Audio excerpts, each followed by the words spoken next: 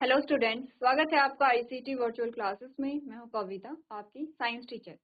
उम्मीद करती हूँ आप सभी अच्छे होंगे और स्वस्थ होंगे। सो क्लास कंटिन्यू करेंगे अपना चैप्टर जिसमें हम बात कर रहे हैं the fundamental unit of life यानी कि सेल।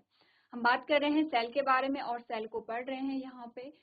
अभी तक आपने सेल के बारे में बात की, सेल की डिस्कवरी के बारे में बात की है। हम यहाँ पर सेल के ऑर्गेनाइजेशन में पढ़ रहे थे सेल ऑर्गेनेलीज को, यानी कि सेल या कोशिका में कौन कौन से कोशिकांग होते हैं, कौन कौन से यहाँ पे सेल ऑर्गेनेलीज होती हैं, इसके बारे में हम यहाँ पे बात कर रहे थे। स्टार्ट करते हैं अपना चैप्टर। उससे पहले रिवाइज कर लेते हैं कि अभी तक आपने चैप्टर में क्या क्या चीजें समझी हैं। तो सबसे पहले आपने यहाँ पे सेल का इंट्रोडक्शन जाना है, ठीक है, कुछ डिस्कवरी जानी है यहाँ पर। इसके अलावा आपने यहाँ पे सेल के अलग अलग शेप के बारे में यहाँ पे बात की है, ठीक है। हम सेल के ऑर्गेनाइजेशन के बारे में बात कर रहे हैं, जिसमें हमने कहा कि सेल का जो ऑर्गेनाइजेशन है उसमें 3 पार्ट्स की बात हुई है। प्लाज्मा मेम्ब्रेन या सेल मेम्ब्रेन जिसे आप कहते हैं, न्यूक्लियस, साइटोप्लाज्म, ठीक है, ये है प्लांट सेल की बात। अगर एनिमल सेल की बात करते हैं तो हमने कहा यहाँ पे सेल वॉल आ जाती है, जो कि आप यहाँ पे देख सकते हैं। तो यहाँ पर आपने प्लाज्मा मेम्ब्रेन पढ़ लिया है, न्यूक्लियस पढ़ लिया है और साइटोप्लाज्म आपने यहाँ पे पढ़ लिया है। टॉपिक जो हमारा चल रहा है वो यहाँ पर है सेल ऑर्गेनेलीज के बारे में, ठीक है, जो प्रीवियस लेक्चर में आपने स्टार्ट कर लिया है। चलिए, सेल ऑर्गेनेलीज में सबसे पहले हमने स्टार्ट किया है। यहाँ पर हमने कहा कुछ एग्जाम्पल देखते हैं कि सेल ऑर्गेनेलीज क्या होते हैं। ऑर्गेनेलीज या कोशिका अंग क्या होते हैं, तो आप कह सकते हैं कि कोशिका के अंग या पार्ट्स ऑफ सेल यानी कि कोशिकाओं के जो भाग होते हैं जो कि अलग अलग कार्य को करने में कोशिकाओं की सहायता करते हैं, उसे हम क्या कहते हैं, कोशिकांग कहते हैं। शब्द ही हमें बता रहे कोशिका का जो अंग होगा या फिर कोशिका के जो पार्ट्स होंगे उसे हम कोशिकांग या सेल ऑर्गेनेलीज कहेंगे, ठीक है। कुछ एग्जाम्पल देख लेते हैं यहाँ पर सेल ऑर्गेनेलीज के। जैसे हमने बोला endoplasmic reticulum, ribosome, Golgi apparatus या गोल्जी उपकरण, माइटोकॉन्ड्रिया, प्लास्टिड, लाइसोसोम और रिक्तिकाएं या वैक्यूल कोशिका के क्या है, यहाँ पे कोशिकांग के उदाहरण हमारे पास आते हैं। तो प्रीवियस लेक्चर में हमने स्टार्ट कर लिया था एंडोप्लाज्मिक रेटिकुलम को, ठीक है। एंडोप्लाज्मिक रेटिकुलम के बारे में आपने पढ़ा था और अभी तक आपने क्या समझा है एंडोप्लाज्मिक रेटिकुलम में।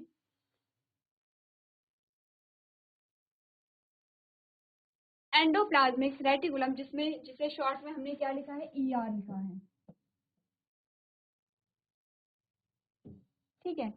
ईआर हमारे पास दो टाइप का आता है, आर ई आर और S E R. R E R की फुल फॉर्म थी यहाँ पर रफ एंडोप्लाज्मिक रेटिकुलम और एस ई आर की फुल फॉर्म थी यहाँ पे स्मूथ एंडोप्लाज्मिक रेटिकुलम। हमने कहा जो आर ई आर है वो यहाँ पर उसमें पाए जाते हैं राइबोसोम, ठीक है। और ये राइबोसोम्स क्या करते हैं, प्रोटीन का फॉर्मेशन करते हैं।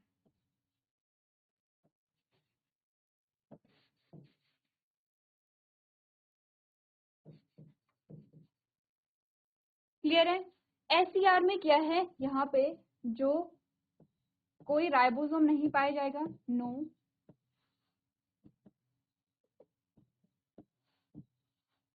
No ribosomes. और ये जो एससीआर है ये क्या करेंगे, यहाँ पे फैट का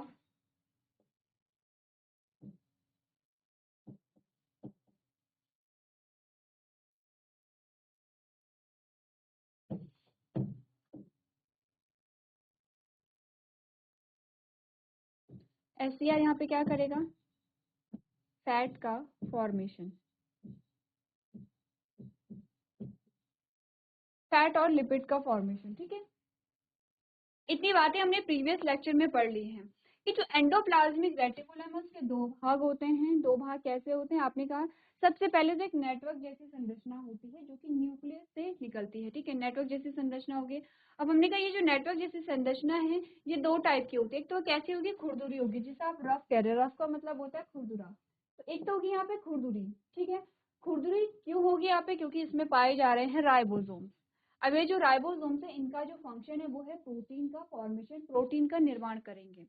तो प्रीवियस लेक्चर में मैंने कहा था कि आप लोग एक बार देखेंगे कि जो प्रोटीन है उसके क्या क्या कार्य हैं, क्यों हमारे लिए जो प्रोटीन है वो इम्पोर्टेंट है। सेकेंड, जो हमारे पास टाइप आता है स्मूथ एंडोप्लाज्मिक रेटिकुलम, इसमें किसी भी प्रकार से राइबोसोम नहीं पाए जा रहे हैं, इसीलिए क्या है, सरफेस स्मूथ है, ठीक है, रफ नहीं है, खुरदुरी नहीं है। इसका फंक्शन अगर हम देखें तो हमने कहा फैट या लिपिड का फॉर्मेशन यहाँ पर कर रहा है, यही हमने प्रीवियस लेक्चर में यहाँ पे पढ़ा था। ठीक है, तो पढ़ लेते हैं एक बार। हमने एंडोप्लाज्मिक रेटिकुलम के बारे में यहाँ पे क्या पढ़ा है, आपने कहा the structure of the ER यानी कि endoplasmic reticulum is quite similar to that of the plasma membrane. It is a network like structure that consist of membrane bound tubes and sheet. हमने बोला ER की संरचना काफी हद तक plasma झिल्ली के समान है। यह एक नेटवर्क जैसी संरचना है जिसमें झिल्ली से बंधी ट्यूब और चादरें होती हैं। टाइप्स ऑफ एंडोप्लाज्मिक रेटिकुलम में अगर हम ER के टाइप्स देखें तो हमने कहा 2 टाइप्स के होते हैं, रफ ER या RER एंड स्मूथ ER या फिर हमने कहा SER। ठीक है, rough ER contain ribosomes that are responsible for the manufacturing of protein in the cells. They give a rough texture to the cell। आपने कहा जो रफ ER है उसमें राइबोसोम होते हैं जो कोशिकाओं में प्रोटीन के निर्माण के लिए जिम्मेदार होते हैं। वे कोशिका को एक खुरदुरी बनावट देते हैं। ठीक है, क्योंकि सिंपल सी चीज है, आपने कहा एक ट्यूब है इस प्रकार से, उसमें कुछ आपने राइबोसोम के सीड ऐसे डाल दिए हैं, क्योंकि सीड वहां पर होंगे तो जो सरफेस है वो कैसे होगी, स्मूथ नहीं होगी बल्कि खुरदुरी होती है। ठीक है,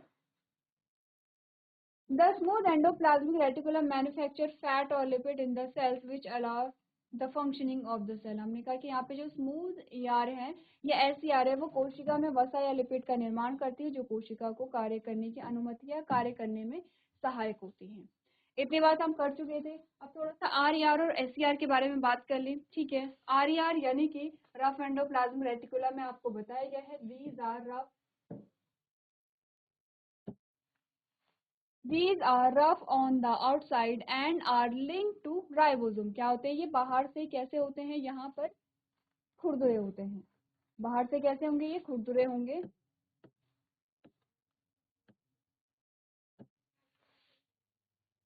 और राइबोसोम से जुड़े हुए होते हैं। Protein synthesis is carried out by these cell. आपने कहा कि इन कोशिकाओं के द्वारा क्या होता है, प्रोटीन का संश्लेषण होता है। किसके, राइबोसोम के द्वारा प्रोटीन का संश्लेषण होता है। SER की बात करें, आपने कहा these are smooth on the outside and have nothing to do with the ribosome. आपने कहा कि जो SER हैं ये कैसे होते हैं, स्मूथ होते हैं और राइबोसोम से इनका कोई लेना देना नहीं है। इट मीन्स यहाँ पे राइबोसोम नहीं पाए जाते हैं। सिंपल सी चीज आपको ये बताई गई है।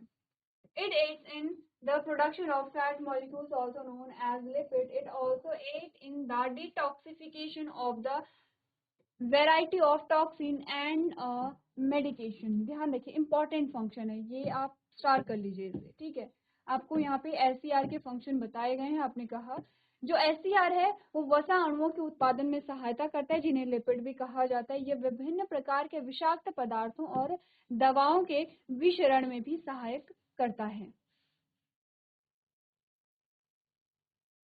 ठीक है, अब SER का फंक्शन हमने सबसे पहले पढ़ा था प्रीवियस लेक्चर में कि ये लिपिड का फॉर्मेशन कर रहा है, लिपिड और फैट का फॉर्मेशन कर रहा है। हमने कहा इसके अलावा इसका एक और इम्पॉर्टेंट फंक्शन होता है, ये क्या करता है, डिटॉक्सिफिकेशन यहाँ पे करता है। डिटॉक्सिफिकेशन का मतलब है कि अगर सेल में किसी भी प्रकार का कोई टॉक्सिन है, टॉक्सिन का मतलब क्या होता है, सिंपल सी चीज है, हमने कहा जो हमारे लिए क्या है, हानिकारक है, जो हमारे लिए हार्मफुल है उसे हम क्या कहते हैं, विषाक्त कहते हैं या विष कहते हैं। तो हमने कहा सेल के लिए जो कैसा होगा, हार्मफुल होगा, उसे हम क्या कहेंगे, टॉक्सिन कहेंगे। अब यहाँ पर जैसे मेडिसिन ली जाती है तो जो मेडिसिन है उसे भी क्या होता है, वो भी हमारी बॉडी से रिमूव होती है क्योंकि एक प्रकार का क्या है, ड्रग है। तो आपने कहा इस प्रकार के टॉक्सिन जो कि क्या है, सेल के लिए हार्मफुल होंगे, क्योंकि टॉक्सिन अगर हम कह रहे हैं तो ऑब्वियस सी बात है ये हार्मफुल होंगे। तो उसे रिमूव करने में भी जो SER है वो सेल की क्या करेगा, यहाँ पे हेल्प करेगा या सहायता करेगा। ठीक है, ये आपको फंक्शन बताए गए हैं RER और SER के। एक बार आप लोग पूरी स्टेटमेंट को पढ़िए और इम्पोर्टेंट चीजें अपनी कॉपी में नोट कीजिए। चलिए तो आगे बढ़ते हैं। यहाँ पर नेक्स्ट यहाँ पर जो टॉपिक आता है वो है what are the function of lipid and protein. ठीक है, लिपिड और प्रोटीन के फंक्शन क्या है इसे एक बार समझ लेते हैं, क्योंकि हमने कहा कि यहाँ पे क्या है, जो RER है वो प्रोटीन बना रहा है, जो SCR है वो लिपिड बना रहा है, लेकिन जब तक हमें पता नहीं चलेगा कि यहाँ पर क्या फंक्शन होते हैं लिपिड एंड प्रोटीन के, तो तब तक आप SCR और RER की जो इम्पोर्टेंस है उसे समझ नहीं पाएंगे। ठीक है, तो आप जानते हैं यहाँ पर अगर हम बात करें lipid and protein and lipid synthesized on ER are used for making cell membrane. ठीक है, सबसे पहले तो हमने कहा कि जो हमारी सेल मेम्ब्रेन होती है वो क्या किससे मिलकर के बनी होती है, फॉस्फोलिपिड की जो बाइलेयर होती है, जो डबल लेयर होती है फॉस्फोलिपिड की। ठीक है, तो हमने कहा सबसे पहले तो जो ये क्या करती है, सेल मेम्ब्रेन के फॉर्मेशन में मदद करती है। The process is known as membrane biogenesis. Membrane biogenesis का मतलब क्या होता है, बायो मीन्स लिविंग, जेनेसिस का मतलब होता है फॉर्मेशन, कि मेम्ब्रेन के फॉर्मेशन को हम क्या कहते हैं, मेम्ब्रेन बायोजेनेसिस कहते हैं। कौन सी मेम्ब्रेन, जो आपने सेल मेम्ब्रेन की हमने बात की थी। Protein can act as enzyme. आपने कहा कि जो प्रोटीन है वो क्या करता है, एंजाइम के जैसे यहाँ पे काम कर सकता है। ठीक है, both protein and lipid can act as hormone, और दोनों हार्मोन के जैसे भी फंक्शन को कर लेते हैं। तो एंजाइम और जो हार्मोन्स होते हैं वो एक्चुअली में क्या करते हैं, हमारी बॉडी में कोई भी यहाँ पे प्रोसेस हो रही है, ठीक है, उस प्रोसेस को यहाँ पे मेंटेन करेंगे, या तो अकॉर्डिंग टू नीड उसकी स्पीड बढ़ा सकते हैं, उसकी स्पीड घटा सकते हैं, या फिर उस प्रोसेस को रोक सकते हैं या स्टार्ट कर सकते हैं। तो आपने कहा कि यहाँ पे नीड के अकॉर्डिंग क्या है, जो एंजाइम्स और हार्मोन है वो यहाँ पे क्या करते हैं, अपना कार्य करते हैं। अब अगर आपसे पूछा जाए फंक्शन ऑफ ER, तो ये अलग से आपको हेडिंग पढ़ने की जरूरत नहीं है, क्योंकि आप जानते हैं कि ये इसके क्या क्या फंक्शन। आपने कहा transportation of minerals between the different parts of cytoplasm and also between the nucleus and cytoplasm. ठीक है, सबसे पहले हमने क्या पढ़ा है, transport of material between different parts of cytoplasm. ठीक है, क्या करेगा ये जो ER एंडोप्लाज्मिक रेटिकुलम का जो फंक्शन है वो ट्रांसपोर्टेशन में, कि साइटोप्लाज्म में आपने कहा एक पार्ट से दूसरे पार्ट से क्या कर रहा है, जो मटेरियल को पहुंचाने में हेल्प करेगा। And also between the nucleus and cytoplasm, nucleus और साइटोप्लाज्म के बीच में भी ट्रांसपोर्ट होगा। अब दोनों में डिफरेंस क्या है देखिए, अगर हमने एक सेल को देखा है तो ये एक सेल है, ये है न्यूक्लियस। ठीक है, ये इस प्रकार से क्या है, आपने कहा एंडोप्लाज्मिक रेटिकुलम है।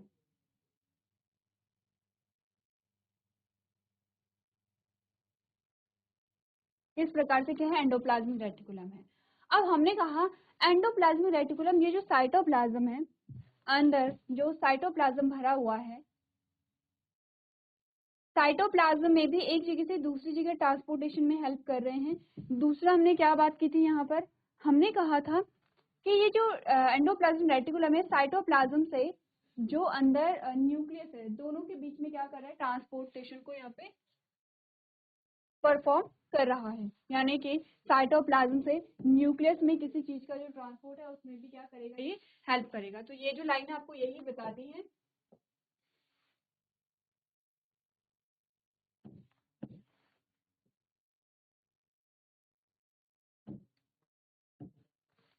चलिए, नेक्स्ट जो लाइन है वो है folding of protein which are synthesized by ribosomes on RER। अब RER पे क्या हुआ, राइबोसोम है, और राइबोसोम क्या कर रहा है, प्रोटीन का निर्माण कर रहा है। तो प्रोटीन की पैकेजिंग होगी, क्यों होगी, क्योंकि आप देखा कि सिर्फ ऐसा तो नहीं है कि सिर्फ उसी सेल में प्रोटीन की आवश्यकता है। यहाँ पर प्रोटीन के सिर्फ एक ही फंक्शन नहीं है, जो कि हमने एक फंक्शन पढ़ा है कि सेल मेम्ब्रेन के फॉर्मेशन में प्रोटीन हेल्प कर रहा है। हमने कहा प्रोटीन के बहुत सारे फंक्शन होते हैं, एक बार आप लोग घर से पढ़ करके लेके आएंगे। अगर सिंपल सी लैंग्वेज हम कहें तो हमने कहा कि जो नई सेल फॉर्म हो रही है उसमें किसकी आवश्यकता है, प्रोटीन की आवश्यकता है। अब यहाँ पर क्या है, हमने कहा प्रोटीन को जिस जहाँ पे आवश्यकता होती है, जहाँ पे नीड होती है, वहां पर अगर प्रोटीन को पहुंचाना है तो उसके लिए सबसे पहले क्या की जाएगी, प्रोटीन की पैकेजिंग की जाएगी, प्रोटीन को पैक किया जाएगा। ठीक है, नेक्स्ट है detoxification poisons and drugs out of the cell is the function of SCR। तो RER का क्या फंक्शन है, SCR का क्या फंक्शन है, या ER का क्या फंक्शन है। अगर आपसे सिंपली ER का फंक्शन पूछा जाए, एंडोप्लाज्मिक रेटिकुलम का फंक्शन पूछा जाए, आप क्या बताएंगे, SCR के फंक्शन को भी बताएंगे, RER के फंक्शन को बताएंगे। ध्यान रखिए, आपसे पूछा गया है क्या, ER के बारे में पूछा गया है, SCR के बारे में पूछा गया है, या RER के बारे में पूछा गया है। तो अगर आपसे पूछा जाए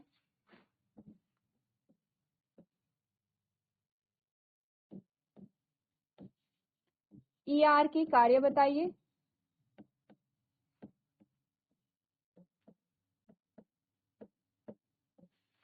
क्या करेंगे, दोनों के, किसके, LCR और RER के दोनों के फंक्शन बताएंगे। या अगर आपसे पूछा जाए RER के कार्य बताइए, तो आप क्या बताएंगे, क्योंकि RER पे राइबोसोम होते हैं तो क्या करेंगे, यहाँ पर प्रोटीन का संश्लेषण होगा। RER क्या करेंगे, प्रोटीन के पैकेजिंग में क्या करेंगे, हेल्प करेंगे। दूसरा हमने कहा अगर आपसे पूछा जाए SCR के कार्य बताइए,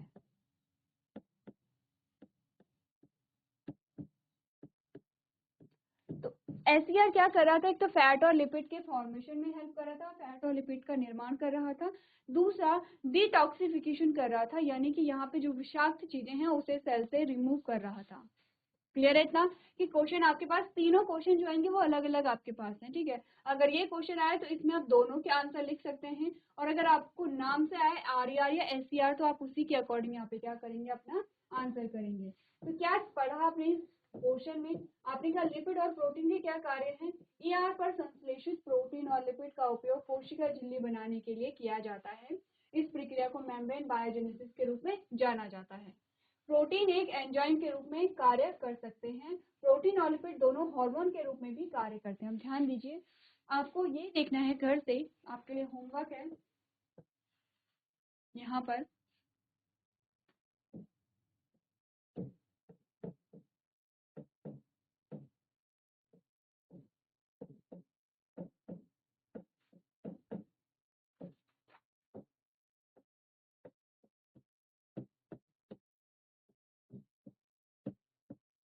एंजाइम व हार्मोन क्या होते हैं, ठीक है, और इन दोनों के जो कार्य हैं, क्या कार्य होते हैं इनके हमारे शरीर में, ये भी आप क्या करेंगे, ये आपके लिए होमवर्क में है, घर से करके लेके आएंगे कि एंजाइम क्या होते हैं, हार्मोन क्या होते हैं, ठीक है, और हमारी बॉडी में इनका क्या फंक्शन है। अगर हार्मोन्स है तो कितने प्रकार के हार्मोन्स से कहाँ से रिलीज हो रहे हैं, ठीक है। ये चैप्टर में जब आपने पढ़ा था, यहाँ पर जब आप क्लास 10th में जाएंगे तब आप एक चैप्टर पढ़ेंगे यहाँ पर, कंट्रोल एंड कोऑर्डिनेशन, वहाँ पर आप हार्मोन्स के बारे में थोड़ा डिटेल में समझेंगे।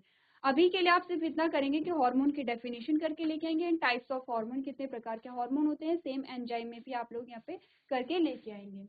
अब आपको ER के फंक्शन यहाँ पे बताए गए हैं, तो ER के फंक्शन में क्या पढ़ा, साइटोप्लाज्म के विभिन्न भागों के बीच तथा केंद्रक और साइटोप्लाज्म के बीच सामग्री का परिवहन करता है ER। RER पर राइबोसोम द्वारा संश्लेषित प्रोटीन की क्या बनती है, तह बनती है या पैक होता है, पैकेजिंग होती है। कोशिका में जो टॉक्सिन होते हैं, जो जहर होता है, और दवाइयों को विषहरण करना क्या है, यहाँ पे SCR का फंक्शन है, ठीक है। चलिए नेक्स्ट हमारे पास जो यहाँ पे कोशिकांग आता है वो है गोल्जी अपैरेटस। सबसे पहले गोल्जी अपैरेटस की यहाँ पे क्या देखिए, डायग्राम देखिए और इसे अपनी कॉपी में नोट कीजिए। चलिए तो बात करते हैं यहाँ पे गोल्जी अपैरेटस के बारे में। गोल्जी अपैरेटस में जब आपने देखा तो यहाँ पे कुछ लेबलिंग आपको दिखाई गई है, ठीक है। जैसे कि आपने कहा सिस्टॉन्स हो गए हैं, न्यूली फॉर्म वेसिकल्स हो गए हैं, इनकमिंग ट्रांसपोर्ट वेसिकल्स हैं, ल्यूमेन है, सिक्रेटरी वेसिकल्स है, ट्रांसफेज है एंड सिस फेज है। सबसे पहले तो जो ये गोल्जी अपैरेटस है उसका डायग्राम कुछ इस प्रकार से होता है। अगर हम सेल में इसका डायग्राम देखना चाहें, इसीलिए आपको कहा गया था कि आप क्या करेंगे, यहाँ पे सेल का डायग्राम बना लेंगे। चलिए तो यहाँ पर हमने क्या बोला, ये है न्यूक्लियस, ये है एंडोप्लाज्मिक रेटिकुलम और ये है गोल्जी अपैरेटस, ठीक है। तो गोल्जी अपैरेटस यहाँ पर कहाँ पर होगा, जो एंडोप्लाज्मिक रेटिकुलम उसके नेक्स्ट में होगा। नेक्स्ट का मतलब क्या है, यहाँ पे इस वाले रीजन में गोल्जी अपैरेटस, इस वाले रीजन में एंडोप्लाज्मिक रेटिकुलम है, उसके बाद क्या है, गोल्जी अपैरेटस है। ध्यान से अगर देखेंगे तो एक जो एंड है गोल्जी अपैरेटस का वो एंडोप्लाज्मिक रेटिकुलम की ओर होगा, एंड सेकंड जो एंड है वो क्या होगा, यहाँ पे प्लाज्मा मेम्ब्रेन या सेल मेम्ब्रेन के पास होगा। इट मीन्स कि गोल्जी अपैरेटस जो है वो एंडोप्लाज्मिक रेटिकुलम की साइड भी है, और यहाँ पर जो सेल मेम्ब्रेन है या प्लाज्मा मेम्ब्रेन है उस ओर भी है। ऐसा क्यों होता है, क्योंकि यहाँ पर ये सारे काम करेगा, ट्रांसपोर्ट का भी कार्य करेगा, ये मॉडिफिकेशन का भी कार्य करेगा, ये सब चीजें करता है यहाँ पर। तो होता क्या है, प्रोटीन और लिपिड को लिया जाता है गोल्जी अपैरेटस के द्वारा, ठीक है। यहाँ पे प्रोटीन और लिपिड कहाँ पे बन रहा है, एंडोप्लाज्मिक रेटिकुलम में बन रहा है, ठीक है। एंडोप्लाज्मिक रेटिकुलम दोनों आरईआर और एससीआर क्या करेंगे, प्रोटीन एंड लिपिड कहाँ पे जाता है, गोल्जी एपेरेटस में जाएगा। यहाँ पर प्रोटीन और लिपिड की पैकेजिंग भी होती है, ये क्या करते हैं, मॉडिफाई भी होते हैं और ये ट्रांसफर भी होते हैं। कहाँ पे, आपने कहा क्योंकि प्लाज्मा मेम्ब्रेन है तो प्लाज्मा मेम्ब्रेन के अंदर और बाहर भी यहाँ पे क्या होती है, यहाँ पे ट्रांसपोर्टेशन का काम चलता है। अब यदि आप देखेंगे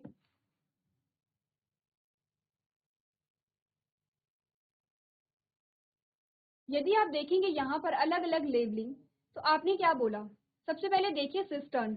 सिस्टर्न का अगर सिंपल सा मतलब आप देखेंगे तो सिस्टर्न यहाँ पर आप क्या देख रहे हैं, ये जो फोल्डिंग आपको दिखाई दे रही है, तो गोल्जी एपेरेटस कैसा है, आप अलग अलग इस प्रकार से फोल्डिंग आपको दिखाई दे रही है, अलग अलग जो फोल्डिंग है उसे आप क्या करें, सिस्टर्न कह रहे हैं। यह ल्यूमेन जो खाली भाग होता है उसे आप समझते हैं, उसे ल्यूमेन कहते हैं, ठीक है। सिस्टर्न और वेसिकल साथ में मिलकर के काम करते हैं। यहाँ पर सिस्टर्न जो है वो दो पार्ट में डिवाइडेड होता है, सिस फेज में और ट्रांस फेज में, या फिर ये कहिए कि सिस्टर्न दो पार्ट में आपके अरेंज हो जाता है। ये वाला जो पार्ट है वो सिस फेज है और ये वाला जो फेज है वो क्या है, ट्रांस फेज है, ठीक है। सिस फेज जो होता है वो एंडोप्लाज्मिक रेटिकुलम की ओर होता है और ट्रांस फेज जो होता है वो यहाँ पर सेल मेम्ब्रेन या प्लाज्मा मेम्ब्रेन की ओर होता है, ठीक है। क्या हमने बोला जो सिस्टर्न है इन्हें हम दो भागों में ऐसे देख सकते हैं। ये वाला जो फेस है वो सिस फेस हम इसे कहते हैं, ये वाला जो फेस है इसे हम ट्रांस फेस कहते हैं। सिस फेस होगा एंडोप्लाज्मिक रेटिकुलम की ओर एंड ट्रांस फेस होगा यहाँ पे सेल मेम्ब्रेन या प्लाज्मा मेम्ब्रेन की ओर। तो आपको इस प्रकार से कुछ दिखाई दे रहा होगा कि ये कुछ इस प्रकार से सेल होगी, ठीक है, ये सेल होगी। यहाँ पर आपने कहा कि जो न्यूक्लियस होगा, ठीक है, और इस न्यूक्लियस में, न्यूक्लियस इतना दूर नहीं होगा बट जो सेल है वो और ज्यादा बड़ी होगी, ठीक है। अब यहाँ पर क्या है, एंडोप्लाज्मिक रेटिकुलम है जिसके पास क्या है, गोल्जी एपेरेटस है, और ये क्या है, प्लाज्मा मेम्ब्रेन है जिसके पास में क्या है, ट्रांसफेस है, ठीक है। अब होगा क्या, देखिए आपको, देखिए हमने कहा इनकमिंग ट्रांसपोर्ट वेसिकल्स, यहाँ से क्या है, जो प्रोटीन है एंड जो लिपिड है उसे लिया जाएगा यहाँ पर, ठीक है, ये आ रहे हैं। अब इसका ट्रांसपोर्ट किया जाएगा, आपने कहा ये जो सिस्टम के थ्रू हो रहा है या जो ये वेसिकल्स के थ्रू होगा, जब इसका ट्रांसपोर्ट होता है, इसका मॉडिफिकेशन होता है, यहाँ पे पैकेजिंग होगी, मॉडिफिकेशन होगा और ट्रांसपोर्ट होगा। ये वाली जो साइड है यहाँ से आप देख रहे हैं सिक्रीटरी वेसिकल्स, सिक्रीटरी वेसिकल्स वो वेसिकल्स होंगे जो सिक्रीट कर रहे हैं प्रोटीन एंड लिपिड को। तो यहाँ पे जो वेसिकल्स हैं ये क्या कर रहे हैं, रिसीव कर रहे हैं प्रोटीन एंड लिपिड को। ये वाले जो वेसिकल्स हैं जो ट्रांस फेज की ओर हैं ये सिक्रीट कर रहे हैं यहाँ पर प्रोटीन एंड लिपिड को अक्रॉस द प्लाज्मा मेम्ब्रेन, ठीक है। क्लियर है इतना, पढ़ ले एक बार यहाँ पर क्या फंक्शन होता है गोल्जी एपेरेटस का। हमने कहा Camillo Golgi discovered the Golgi apparatus, एक साइंटिस्ट हुए हैं उनका नाम है कैमिलो गोल्जी। उन्होंने क्या किया, गोल्जी एपेरेटस को डिस्कवर किया, इसीलिए इस कोशिकांग का नाम क्या रखा गया है, गोल्जी एपेरेटस रखा गया है, ठीक है। It contain vesicles that are arranged parallel in set, इसमें वेसिकल्स पाई जा रही हैं जो पैरेलल अरेंज होते हैं, ठीक है। दीज स्टॉक्स आर कॉल्ड सिस्टर्न्स, ठीक है। हमने कहा कि ये जो वेसिकल्स हैं ये क्या है, पैरेलल अरेंज हैं, किसमें, स्टॉक्स में, और इन स्टॉक्स को हम क्या कहते हैं, सिस्टर्न्स कहते हैं, ठीक है। These vesicles have their own membrane, इनमें क्या, क्योंकि मेम्ब्रेन बाउंड ऑर्गेनेलीज होती हैं। These membrane are sometimes connect to those of the ER, आपने कहा कि ये कभी कभी क्या होते हैं, एंडोप्लाज्मिक रेटिकुलम से कनेक्टेड होते हैं। अब फंक्शंस अगर हम देखें गोल्जी एपेरेटस के, तो आपने कहा Golgi apparatus carried material synthesized by ER to different parts of the cell. आपने कहा कि सबसे पहले ट्रांसपोर्टेशन का फंक्शन आपको बताया गया है कि गोल्जी एपेरेटस क्या करेगा, ईआर क्या बना रहा है, प्रोटीन एंड लिपिड को बना रहा है, प्रोटीन एंड लिपिड को क्या करेगा, डिस्ट्रीब्यूट करेगा सेल के डिफरेंट पार्ट में, क्या करता है, डिस्ट्रीब्यूट करता है। The material is stored and packed in vesicles, जो मटेरियल है वो स्टोर कहाँ पे रहेगा, वो स्टोर रहेगा वेसिकल्स में और वहीं पे इसकी पैकिंग भी होगी। फॉर्मेशन ऑफ कॉम्प्लेक्स शुगर, यहाँ पर क्या बनता है, कॉम्प्लेक्स शुगर का निर्माण भी होता है, ठीक है। एंड फॉर्मेशन ऑफ लाइसोसोम, ठीक है, ध्यान रखिए इसके फंक्शन आपको बताए गए हैं किसके, गोल्जी एपेरेटस के, जो आपने पढ़ा। कैमिलो गोल्जी ने गोल्जी उपकरण की खोज की है, इसमें वेसिकल्स होते हैं जो ढेर में समांतर व्यवस्थित होते हैं, ढेरों को सिस्टम कहा जाता है। इन पुटिकाओं में की अपनी झिल्ली होती है। ये झिल्लियां कभी कभी ईआर से जुड़ी होती हैं। अब अगर गोल्जी उपकरण के हम कार्य को देखें, हमने कहा गोल्जी उपकरण ईआर द्वारा संश्लेषित सामग्री को कोशिका के विभिन्न भागों तक ले जाता है। सामग्री को पुटिकाओं में संग्रहित और पैक किया जाता है। यहाँ पर जटिल शर्करा का निर्माण भी होता है, लाइसोसोम का निर्माण भी होता है। तो अगला जो आपके पास टॉपिक आया वो लाइसोसोम है, कि लाइसोसोम का निर्माण किया। अब हम समझते हैं कि प्रोटीन का क्या फंक्शन है, हम समझते हैं लिपिड का क्या फंक्शन है, आप समझते हैं कि शर्करा का क्या फंक्शन है हमारे लिए। अगर हम नहीं समझते तो वो ये है कि लाइसोसोम क्या होते हैं और इसका क्या फंक्शन होता है, क्यों लाइसोसोम का फॉर्मेशन यहाँ पे किया जा रहा है। तो उससे पहले आप यहाँ पे गोल्जी एपेरेटस के बारे में पढ़िए और उसके फंक्शन को यहाँ पे नोट कीजिए। चलिए, तो नेक्स्ट जो हमारी कोशिका यहाँ पर है उसके बारे में बात करते हैं, दैट इज लाइसोसोम। लाइसोसोम क्या होते हैं, लाइसोसोम का फंक्शन क्या होता है, और लाइसोसोम से एक क्वेश्चन आपका बनता ही बनता है, कॉम्पिटिटिव एग्जाम में भी आपसे पूछा जाता है। तो लाइसोसोम को यहाँ पर कहते हैं सुसाइडल बैग या फिर आत्मघाती थैली के नाम से जानते हैं। क्यों जानते हैं, एक बार हम बात कर लेते हैं, ठीक है। Lysosomes are enzyme filled membranous sac. RER produces these enzymes। आपने कहा जो लाइसोसोम है वो एंजाइम से भरी हुई झिल्लीदार थैली होते हैं। अगर हम बेसिकली कहें कि लाइसोसोम क्या होते हैं, एक थैली होती है जिसमें एंजाइम भरे हुए होते हैं। अब ये एंजाइम कहाँ से बनते हैं, आरईआर इन एंजाइम का उत्पादन करता है। आपको आरईआर का एक और फंक्शन मिल गया, ठीक है। हमने कहा आरईआर क्या कर रहा है, यहाँ पर आरईआर पे राइबोसोम तो प्रोटीन का फॉर्मेशन करेंगे, आरईआर क्या करेगा, प्रोटीन की पैकेजिंग करेगा। एक और फंक्शन हमें आरईआर का मिला है कि ये क्या करते हैं, कुछ एंजाइम्स का फॉर्मेशन करता है जो कि लाइसोसोम की थैली में भरे होते हैं। अब ध्यान दीजिए, लाइसोसोम का फॉर्मेशन कर रहा है गोल्जी एपेरेटस, और लाइसोसोम में जो एंजाइम भरे हैं उसका फॉर्मेशन कर रहा है आरईआर यानी कि रफ एंडोप्लाज्मिक रेटिकुलम, ठीक है। चलिए आगे बढ़ते हैं। They are a type of cell waste disposal device. हमने कहा कि वे एक प्रकार के सेल अपशिष्ट निपटन उपकरण है। आपने कहा कि यहाँ पर जो भी वेस्ट है सेल का वो कहाँ पर होता है, लाइसोसोम में होता है।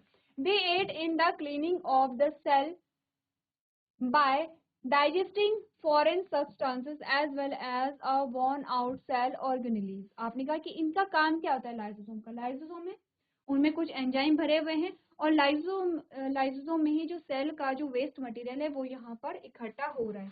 तो ये क्या करते हैं, ये जो विदेशी पदार्थ, विदेशी नहीं कहेंगे, फॉरेन का मतलब होता है कि जो सेल का पार्ट नहीं है या जिसकी आवश्यकता सेल को नहीं है। तो आपने कहा कि ये क्या करते हैं, उन पदार्थों के साथ साथ किसी पिटे कोशिकाओं को पचाकर कोशिका की सफाई में सहायक होते हैं। इन शॉर्ट अगर मैं इस पैराग्राफ का मतलब आपको समझाऊं तो यहाँ पर लाइसोसोम एक थैली है जिसमें एंजाइम्स भरे हुए हैं। इसका जो मेन काम है वो ये है कि जो अवशिष्ट पदार्थ है सेल का या जिसकी सेल को आवश्यकता नहीं है, ये ऐसे कोशिकांग जिनकी डेथ हो चुकी है उनको डाइजेस्ट करते हैं और सेल को क्या करते हैं, यहाँ पे सेल में आपने कहा कि जो जैसे हमारे पास एक्सक्रीटरी सिस्टम होता है, कुछ वैसा ही फंक्शन होता है लाइसोसोम का, यानी कि सेल की सफाई करना, ठीक है, और सेल से जो वेस्ट मटेरियल है उसे रिमूव करना, वो काम है यहाँ पे लाइसोसोम का। हमने कहा ठीक है, तो लाइसोसोम यहाँ पर अच्छी बात है, लाइसोसोम क्या कर रहा है, जो सेल है सेल की सफाई कर रहा है। तो हमने लाइसोसोम को क्यों आत्मघाती थैली कहा है या क्यों सुसाइडल बैग कहा है, क्योंकि इसमें प्रेजेंट होते हैं कुछ एंजाइम्स जो बहुत स्ट्रॉन्ग होते हैं। अब आपने कहा क्योंकि ये क्या कर रहे हैं, जो यहाँ पर जो डेड ऑर्गेनेलीज हैं या जो वेस्ट मटेरियल उसे डाइजेस्ट कर रहे हैं। डाइजेस्ट कौन करेगा, जो एंजाइम्स उसमें प्रेजेंट होते हैं। इन केस अगर यहाँ पर क्या होता है, जो लाइसोसोम है, अगर लाइसोसोम की थैली फट जाती है तो जो एंजाइम्स है वो क्या होते हैं, उससे बाहर निकल जाते हैं। इस केस में जो एंजाइम्स वो अपनी ही सेल को डाइजेस्ट करने लगते हैं, इसीलिए हम क्या कहते हैं, यहाँ पर जो लाइसोसोम है उसे आत्मघाती थैली कहा जाता है। तो पढ़ लेते हैं। आपने कहा hydrolytic enzymes in lysosomes are capable of digesting cellular micromolecules। आपने कहा कि लाइसोसोम में हाइड्रोलिटिक एंजाइम्स सेलुलर माइक्रोमोलेक्यूल्स को पचाने में सक्षम होते हैं। When a cell is damaged, क्या हुआ इन केस, क्या हो गया है, जो कोशिका है, कोशिका क्षतिग्रस्त हो जाती है, जैसे चोट लग गई है या कोई भी ऐसी कंडीशन आ गई है, कोई भी ऐसा एक्शन हुआ कि जिससे जो सेल है वो क्षतिग्रस्त हो जाती है। द लाइसोसोम में बर्स्ट। आपने कहा कि इस केस में जो लाइसोसोम है वो क्या हो जाता है, बर्स्ट हो सकता है, फट सकता है। Allowing the cells enzymes to digest it. आपने कहा जिससे कोशिका के जो एंजाइम्स है इसे पचा सकते हैं, ठीक है। As a result lysosome are refer to as suicidal bags, यानी कि परिणाम स्वरूप लाइसोसोम को हम आत्मघाती थैली के नाम से जानते हैं। तो लाइसोसोम को बना रहा है हमने कहा गोल्गी apparatus, ठीक है। और लाइसोसोम में क्या है, कुछ एंजाइम्स भरे होते हैं जो बहुत स्ट्रॉन्ग होते हैं, जिसका निर्माण आरईआर के द्वारा होता है। इसका फंक्शन है जो भी वेस्ट मटेरियल है सेल का, उसका निपटन करना। आपने कहा कि किसी केस में अगर क्या है, जो सेल है सेल डैमेज हो जाती है और लाइसोसोम की थैली अगर फट जाती है, इस केस में जो एंजाइम्स है वो बाहर निकलेंगे और पूरी सेल को डाइजेस्ट कर लेते हैं। इसीलिए हम क्या कहते हैं यहाँ पे, जो लाइसोसोम है उसे आत्मघाती थैली या सुसाइडल बैग कहते हैं। अब ये जो क्वेश्चन आपसे पूछा जाता है कई बार कि सुसाइडल बैग आप किसे कहते हैं और क्यों कहते हैं, इस क्वेश्चन का आंसर आपको क्या करना है, अपनी कॉपी में नोट करना है। तो इसके बाद हमारे पास कुछ और ऑर्गेनेलीज आती हैं, जैसे कि ये लाइसोसोम आपको दिखाया गया है, ठीक है। ये है लाइसोसोम की मेम्ब्रेन, ठीक है। और ये है एंजाइम्स। यहाँ पर क्या है, एंजाइम्स भरे हुए हैं और ये एंजाइम्स क्या करेंगे, यहाँ पे जो वेस्ट मटेरियल है उसका क्या करेंगे, निपटन करेंगे, ठीक है। क्लियर है, चलिए। अगली जो ऑर्गेनेलीज हमारे पास आती है वो है माइटोकॉन्ड्रिया। माइटोकॉन्ड्रिया के बारे में भी आपसे क्वेश्चन पूछा जाता है कि एनर्जी हाउस आप किसे कहते हैं, माइटोकॉन्ड्रिया को कहते हैं। क्यों कहते हैं, इसका रीजन हम नेक्स्ट लेक्चर में पढ़ेंगे। तो आपको घर से माइटोकॉन्ड्रिया के बारे में पढ़ करके आना है, थोड़ा सा स्ट्रक्चर आप लोग देख करके आएंगे। तो आज के सेशन में हम इतना ही करेंगे, इसके आगे का जो पोर्शन है नेक्स्ट लेक्चर में कंटिन्यू करेंगे। तो अभी तक क्लास में बने रहने के लिए आपका धन्यवाद।